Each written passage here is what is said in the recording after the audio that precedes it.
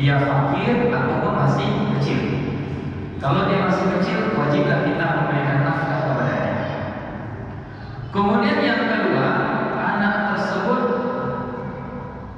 kalau seandainya dia sudah balik, misalnya dia sudah balik, kita orang tua wajib kita memberikan dia nafkah dengan ketentuan apabila anak tersebut sakitnya parah. Misalnya saya orang tua punya anak yang sudah balik, sakitnya parah, fakir pula dia, maka wajiblah saya memberikan nafkah kepadanya. Anda ibu merasakan kayak gitu di sini? Nggak ada kan? Alhamdulillah aku sehat Ustaz, anak pun sehat, aku kaya, anak pun kaya. Ini kalau seandainya terjadi hal seperti ini, anak kecil, orang tua ketika anaknya masih kecil, maka tak boleh dia itu menelantarkannya, wajibnya disiapkan. Makanya undang-undang di negeri kita ini kan kalau dia PNS dia, ini kan cerai kan terbagi dua kalau di negara ini kan Pak.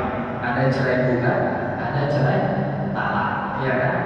Kalau dia cerai talak, status dia PNS, menurut peraturan pemerintah itu sepertiga dari harta dia untuk istrinya yang dia ceraikan, sepertiga untuk anaknya, sepertiga baru dia makan. Dengan ketentuan apabila istrinya belum menikah lagi atau tidak terjerumus kepada perbuatan-perbuatan pidana, itu istri PNS. Misalnya suami PNS cerai talak dia sama istrinya, maka tiga hal maka yang harus dia laksanakan adalah dari total gaji dia itu sepertiga untuk istri yang dia ceraikan itu, sepertiga ia berikan kepada anaknya, sepertiga itulah yang dia pakai. Itu kalau cerainya cerai talak. Tapi kalau cerai bukan, ya mesti bukan bakal ada cerita. Nah, begitulah negara kita mengatur supaya tidak ada istilah diskriminasi terhadap anak, supaya anak tersebut tidak terlantar. Karena kita tengok banyak orang tua sekarang menelantarkan anak, berdosanya menelantarkan anaknya. Padahal anak itu termasuk yang wajib untuk dia nafkahi. Di antara ketentuan orang tua wajib menafkahi anaknya ketika anak tersebut masih kecil, sebelum dia balik. Kalaupun dia balik, tetap wajib dia nafkahi dengan ketentuan apabila anak tersebut gila atau sakitnya sakit parah. Kalau gila anaknya, wajib dia nafkahi. Di kampung saya sana Pak, saya punya sepupu saya ini pernah ditabrak kepalanya sama kereta. Jadi agak oleng-oleng lah dia, memang bercakap masih bisa, tapi memang tak normal lah dia. Lanjut sampai sekarang begitu. Kayak mana pula tak menikah dia? Kalau seandainya tak dikasih lagu ini tadi, pasti terlantar. Dia kan Pak kan, kayak gini inilah yang wajib dia untuk menerima nafkah orang tuanya. Kalau orang tuanya sanggup. Kemudian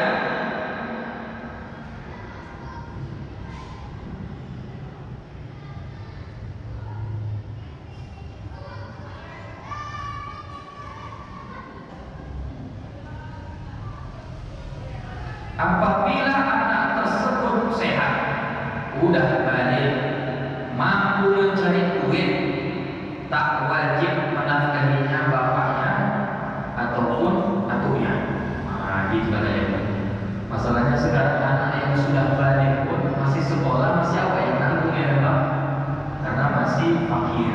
Jadi anak-anak kita itu yang sudah balik belum bisa menghasilkan, masih sekolah dia, masih kuliah dia, mereka masih masuk dalam ranah fakir. Mereka masih fakir. SMA dia, S1 dia yang masih minta transferan sama kita, nah itu masih berada pada ranah fakir. Kemudian kita lanjut pada pembahasan yang berikutnya, yaitu nafkah terhadap istri. Hukum menafkahi istri ini adalah wajib. Dalam hadis Nabi mengatakan, ittaqullaha fin nisa, takutlah kalian kepada Allah melalui perantara istri-istri kalian. Fa innakum akhadtumuhunna bi amanatin,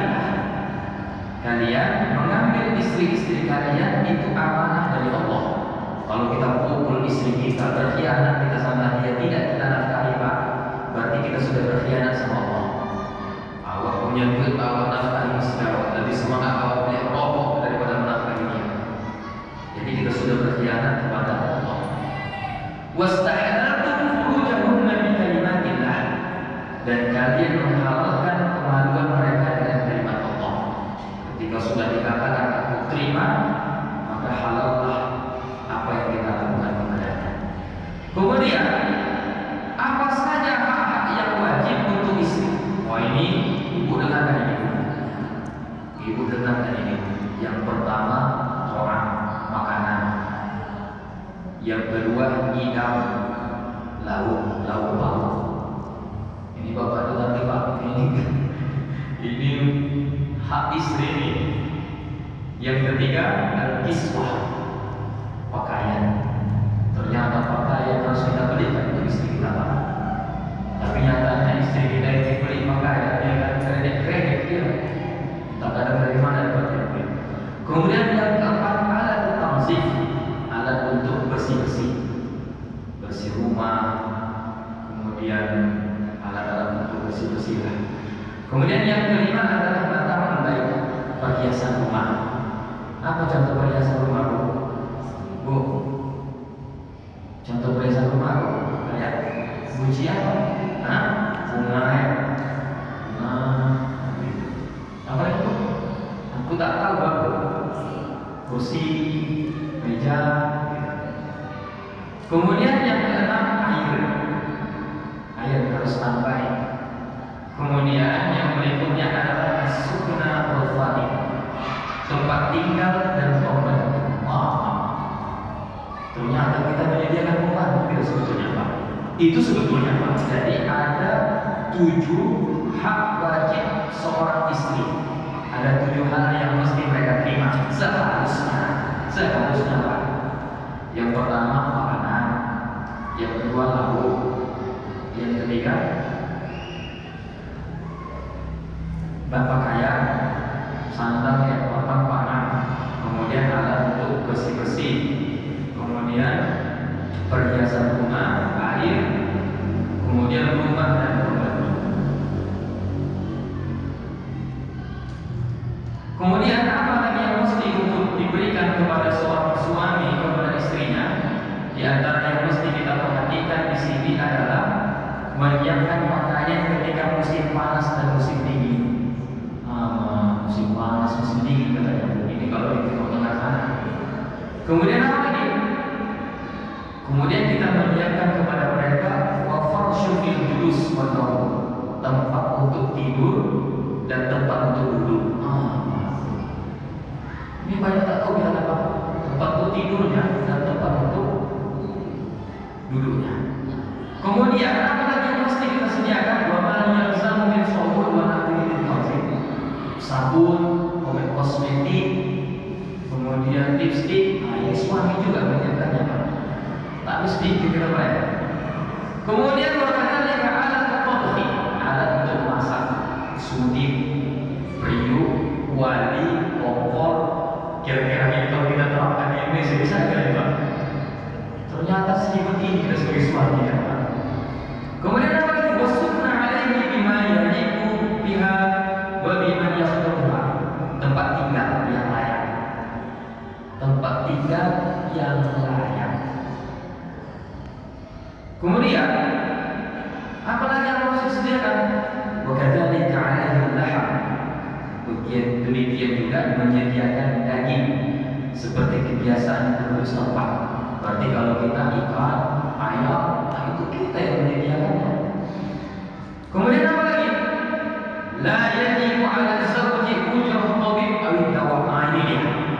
Tak wajib bagi seorang suami menyiapkan upah untuk dokter ataupun obat untuk ketika dia sakit. Tak wajib. Jadi suami tidak wajib mencari upah untuk pengobatan sang istri atau memberikan obat untuknya. Itu kata Syekh Zamzami. Yang mesti dilaksanakan 7 hal ini tadi lah. Makanannya, lauknya, pakaiannya, alat untuk bersih-bersih, perhiasan rumah, air dan seterusnya. Itu tak wajib katanya. Tetapi itu masuk dalam hal muruah, harga diri seorang suami katanya. Kalau sudah suami, yang namanya suami, belikanlah obat istri kalau sakit. Kalau sudah yang namanya suami, carikanlah dokter istri ketika dia sakit. Kemudian berapa takaran nafkah yang harus diberikan seorang suami kepada istri? Yang pertama, kalau istrinya orang kaya, kalau suaminya orang kaya, berapa takarannya? Yang pertama takarannya adalah dua mud. Dua mud itu berapa Pak ya? Satu mud itu ini satu mud, dua mud satu hari, dua mud. Jadi yang wajib untuk diberikan suami ketika dia orang kaya mampu, maka yang harus dia kasih kepada istrinya bentuk makanan adalah dua mud. Ini kaji fikih ya Bu.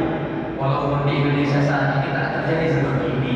Kalau di Indonesia, kalau ada namanya kompilasi hukum Islam. Kompilasi hukum Islam itu ada harta bawaan, ada harta sudah diperoleh setelah menikah. Kalau seandainya cerai, ada kalau gini. Itu dalam kompilasi hukum Islam. Kayak gitu bentuknya. Ini dalam fikih madzhab Syafi'i saya sampaikan supaya